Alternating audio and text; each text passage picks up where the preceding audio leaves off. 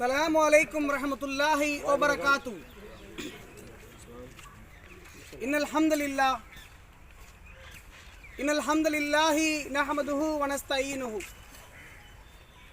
من يهد الله فلا مضل له ومن يضلل فلا هادي له وأشهد أن لا إله إلا الله وحده لا شريك له وأشهد أن محمدا عبده ورسوله أما بعد. يا أيها الناس اتقوا ربكم الذي خلقكم من نفس واحدة وخلق منها زوجها وبث منهما رجالا كثيرا نساء واتقوا الله الذي تساءلون به والأرحام إن الله كان عليكم رقيبا. يا أيها الذين آمنوا اتقوا الله حق تقاته ولا تموتن إلا وأنتم مسلمون.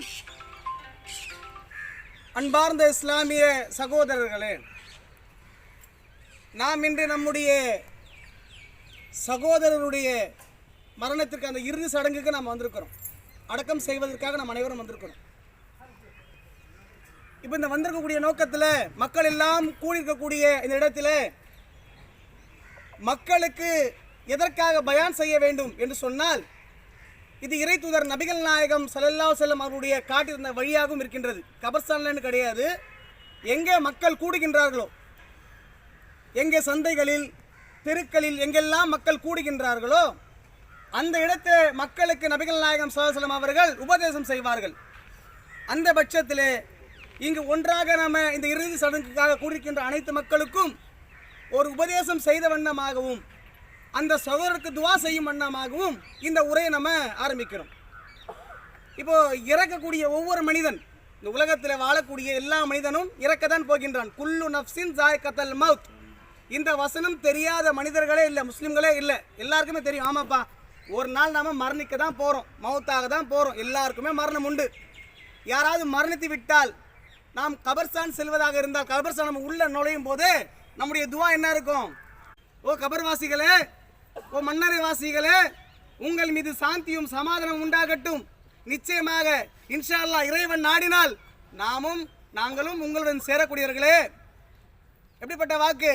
நானும் இருக்க மாட்டேன், நீங்கள் போயிட்டீங்க, நாங்களும் வந்துடுவோம், சீக்கிரமாக வந்துடுவோன்றத நமக்கு அடிக்கடி ஒவ்வொரு விஷயத்திலும் மரணத்தை இஸ்லாம் நமக்கு நினைவூட்டி கொண்டே இருக்கின்றது.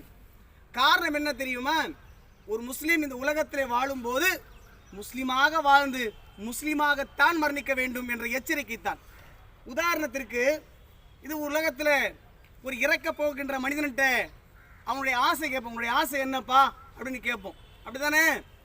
ஒரு தூக்கு கைதியாக இருக்கட்டும், ஒரு நோயாளி பட்ட ஏதாச்சும் ஒரு மனுஷனாக இருக்கட்டும், இறக்க போகிற உனக்கு ஆசை என்னப்பான்னு கேட்போமா இல்லையா? ஆனால் ஒரு இறை நம்பிக்கையாளனுடைய ஆசை எப்படி இருக்க வேண்டும் என்று அல்லாஹ் சொல்கின்றான். உன்னுடைய ஆசை உலகத்தின் பக்கம் சார்ந்திருக்கக்கூடாது. உன்னுடைய ஆசை எப்படி தெரியுமா இருக்கணும்? நீ எப்படி தெரியுமா ஆசைப்படணும் அப்படின்ற அல்லாஹ் திணிக்கிற அந்த ஆசையை அல்லாஹ் சொல்லி காட்டுறான். யா அய்யுஹல்லதீன ஆமனு தகுல்லாஹ் ஹக்க துகாதிஹி வலா தமுத்துன்னா இல்லா வ அன்தும் முஸ்லிமூன். ஓ இறை நம்பிக்கை கொண்டவர்களே, நீங்கள் அல்லாஹ்விற்கு அஞ்ச வேண்டிய முறைப்படி நீங்கள் அஞ்சுங்கள். அல்லாஹ் என்ன சொல்றான்? நீங்கள் அல்லாஹ்வுக்கு எப்படி அஞ்சணுமோ, அல்லாஹ்வுக்கு நீங்கள் எப்படி பயப்படணுமோ அந்த முறையிலே நீங்கள் பயப்படுங்கள். வலா தமுத்துன்னா இல்லா வ அன்தும் முஸ்லிமூன். உங்களுடைய மரணம் முஸ்லீம் அல்லாத நிலையில் வந்துவிட வேண்டாம். நீ எப்படி மரணிக்கணும்? உன்னுடைய கடைசி ஆசை எப்படி இருக்கணும்? நான் முஸ்லீமாகத்தான் மரணிக்க வேண்டும், நான் முஸ்லீமாக வாழ வேண்டும், முஸ்லீமாக மரணிக்க வேண்டும். அதற்கு ஒரே வழி இஸ்லாம் நமக்கு சொல்லி தந்தது, அல்லாஹ்வை முழுமையாக நம்பி அல்லாஹ்வுடைய மார்க்கத்தை கடைபிடிப்பதில் தான் ஒருவன் உண்மையான முஸ்லீமாக இருக்க முடியும். அப்படிப்பட்ட ஒரு வாழ்க்கையை விரும்பிய நம்முடைய கொள்கை சகோதரர் அவருடைய இறுதி சடங்குக்காக வந்திருக்கிறோம். அந்த மனிதன் இறந்திருக்கிறாரு. இவர் அல்லாஹ்வுடைய கிருபையினால ரம்லான் மாதம்லாம் நோம்புலாம் வச்சார், நிறைய பள்ளிவாசல தங்கி இபாதத்துலாம் செஞ்சார். அல்லாஹ்வுடைய பாவங்களை மன்னிக்கட்டும் அப்படின்னு சொன்னார். நான் முஸ்லீமாக தான் மரணிக்கணும்னு ஆசைப்படுறேன். என்னுடைய ஜனாசா என்பது, நான் இறந்த என்னுடைய ஜனாசா என்பது உண்மையிலே இன்ஷா அல்லாஹ் அது நபி வழி அடிப்படையில் தான் இருக்கணும். முஸ்லீம் இப்படி தான் விரும்பணும். என்னுடைய தூதர், நான் விரும்பக்கூடிய தூதர், நான் எந்த களிமா சொன்னேன், எந்த களிமாவுடைய ஒப்புதல் என்னுடைய வாழ்க்கையா இருக்கு, என்னுடைய கொள்கை என்ன? லா இலாஹா இல்லல்லா முஹம்மது ரசூலுல்லாஹ் என்ற ஒரு களிமா நாங்கள் மொழிந்திருக்கின்றோமே, அந்த கலிமாவுடைய அர்த்தம் என்ன? அல்லாவை தவிர வணக்கத்துக்குரியவன் யாரும் இல்லை என்று ஒத்துக்கொண்ட நான், ஏற்றுக்கொண்ட நான், இறை தூதர் தான் என்னுடைய நபி, அல்லாஹ் அனுப்பிய தூதர், அவர் காட்டிய வழிகாட்டித்தான் என்னுடைய வாழ்க்கை வழிமுறை, என்னுடைய வாழ்வியல். அதை தவிர நான் எதுவுமே செய்ய மாட்டேன்.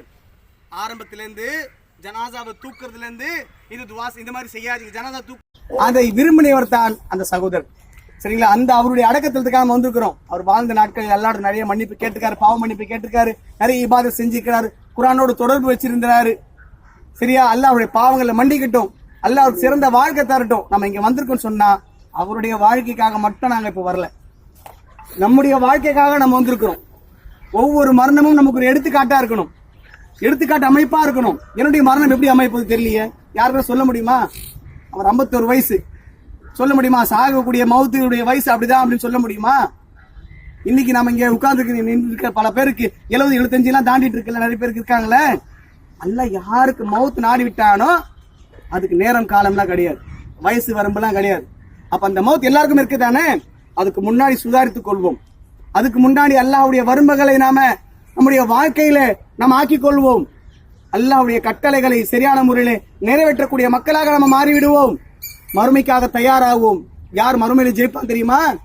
யார் மறுமையில ஜெயிப்பா? யார் தன்னுடைய உள்ளத்தை தூய்மையாக கொண்டு வருவார்களோ யார் தெரியுமா மறுமையில ஜெயிப்பா? யாருடைய மறுமை நாளிலே யாருடைய தராசு தட்டு கணக்குமோ அவர் வெற்றி பெற்று விட்டார் அல்லாஹ் சொல்றான். அப்ப இந்த அமல்கள், இந்த செயல்பாடுகள் நம்ம சரியாக்கி கொள்ள வேண்டும் என்று சொன்னால் குர்ஆன் ஹதீஸ் படி தம்முடைய வாழ்க்கை அமைத்துக் கொள்பவர்களாக, தம்முடைய ஈமானை புதுப்பித்துக் கொள்பவர்களாக, தம்முடைய இறையச்சத்தை அதிகப்படுத்திக் கொள்பவர்களாக மாற வேண்டும். இன்ஷா அல்லாஹ் அது போன்ற ஒரு வாழ்க்கை நாம் அமைத்துக் கொள்வோம். இந்த சகோதரருடைய அடக்கத்தலம் அல்ஹம்துலில்லாஹ் நம்மால் முடிந்த அளவுக்கு நபிகளின் அடிப்படையில அடக்கம் செய்து விட்டோம். அல்லாஹ் மேலும் அவருடைய பாவங்களை மன்னிக்கணும், அவங்க குடும்பத்தாருக்கு அல்லாஹ் நல்ல ஆதரவுகளை கொடுக்கணும். அல்லாஹ் அவங்களுக்கு செழிப்பாக இந்த உலகத்துல அவங்களுக்கு எல்லாம் கவலை இல்லாம அந்த குடும்பத்தாருக்கு எல்லாம் ஆக்கி வைக்கணும். அவருக்கும் நல்ல மறுமை வாழ்க்கை அமையணும். அவருக்காக தனித்தனியா துவா செய்யுங்க. துவா செய்யக்கூடிய விஷயங்களை கஞ்சத்தனம் பண்ணக்கூடாது. எந்த அளவுக்கு சொன்னா நபிகள் நாயகம் ஸல்லல்லாஹு அலைஹி வஸல்லம் சொல்றாங்க, ஒரு மனிதன் இறந்து விட்டால் அவருக்காக நீங்க எப்படி திரும்ப துவா செய்யணும்? ஒரு ஒட்டகத்தை அறுத்து, எப்படி ஒரு ஒட்டகத்தை அறுத்து அதனுடைய தோல் உரித்து அதனுடைய கறிகளை பங்கிட்டு ஏழைகளுக்கு கொடுத்தால் அது எவ்வளவு நேரம் ஆகுமோ அந்த நேரமாவது அவருக்காக துவா செய்யுங்க. நம்ம பெரும்பான்மையான மக்கள் அந்த நேரம் செலவு செய்யறது கிடையாது. சொந்தங்கள் பந்தங்கள் இருப்பாங்க, ஒரு 1/2 மணி நேரம், ஒரு 3/4 மணி நேரம், 1 மணி நேரம் இருப்பாங்க. ஆனா எல்லாம் என்ன செய்யுங்க? மனசார அவருக்காக துவா செய்யுங்க. இன்ஷா அல்லாஹ் தனித்தனியா துவா செய்யுங்க. இதுதான் நபி வழி. கூட்டா ஒருத்தர் துவா சொல்லி ஒருத்தர் செய்யறது அது நபி வழி கிடையாது. உங்க மனசுல இருக்குல்ல அவரை பத்தி, அது அந்த கவலை இருக்குல்ல, அந்த கவலை அல்லாஹ்ட்ட கேட்டு அவருக்காக துவா செய்யுங்க. இன்ஷா அல்லாஹ். சுப்ஹானல்லாஹ்.